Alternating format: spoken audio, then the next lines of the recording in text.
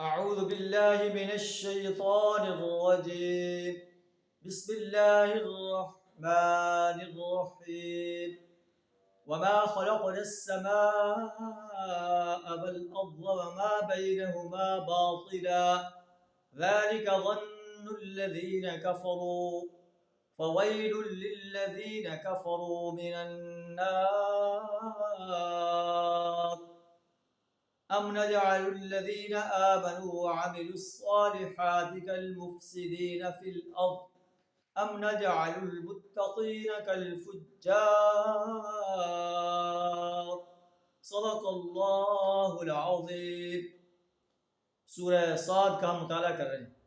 اللہ فرماتے ہیں ہم نے آسمان و زمین کو جو ہے اور اس کے درمیان جو کچھ ہے فضول پیدا نہیں کیا ہے. اس کا ایک مقصد ہے. آسمان و زمین اس بات پر دلالت کر رہے ہیں کہ ایک ہستی ایسی ہے جو اس کائنات کے نظام کو کنٹرول کر رہی ہے، اور اس نے انسان کو اس لیے بھیجا ہے کہ اس زمین کے اندر اللہ کے نائب کی حیثیت سے اپنی زندگی گزارے. اور پھر ایک وقت ایسا آئے گا اللہ اس کائنات کو ختم کر دے گا، انسانیت کو ختم کر دے گا، انسانوں کو پھر دوبارہ زندہ کر کے انہیں اپنی عدالت پہ کھڑا کرے گا اور اس سے پوچھے گا کہ اس نے نیابت کا حق ادا کیا ہے یا نہیں کیا. ذَلِكَ ظَنُّ الَّذِينَ كَفَرُوا، یہ کافروں کا گمان ہے کہ زمین و آسمان کی پیدائش فضول ہے.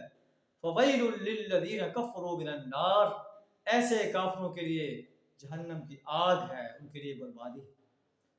أَمْ نَجْعَلُ الَّذِينَ آمَنُوا وَعَمِلُوا الصَّالِحَاتِ كَالْمُفْسِدِينَ فِي الْأَرْضِ، کیا ہم ان لوگوں کو جو ایمان لائے اور عمل صالح کرتے رہے ان کو ایسے لوگوں کی مانند کر دیں جو زمین میں فساد برپا کرتے رہے؟ ایسا نہیں ہو سکتا.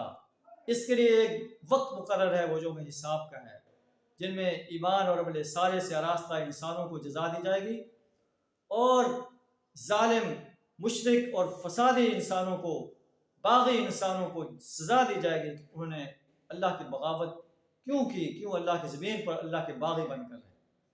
ام نجعل المتقین کالفجار، کیا ہم متقی انسانوں کو فجار کے برابر کر دیں؟ ایسا نہیں ہو سکتا. اللہ کے ایک انسان، اللہ کی زمین پر اللہ کے نظام کو قائم کرنے والے انسان اور اللہ کی زمین پر اللہ کے نظام کو مٹانے والے انسان برابر نہیں ہو سکتے، ان کا انجام برابر نہیں ہو سکتا. ام نجعل المتقین کالفجار، اللہ سے دعا کر ہمیں اپنی زمین پر ایک مسلم کی حیثیت سے، ایک مومن کی حیثیت سے، ایک محسن کی حیثیت سے اپنے اس دین اسلام پر قائم رہنے اور دین اسلام کے نظام کو غالب کرنے کے لیے اور باطل نظاموں کو مٹانے کے لیے اپنا مال، جان، وقت اور صلاحیت کھپا دینے کی جرت عطا فرمائے. شرک، کفر اور نفاق سے اپنی پناہ عطا فرمائے. وآخر دعوانا ان الحمد للہ رب العالمین.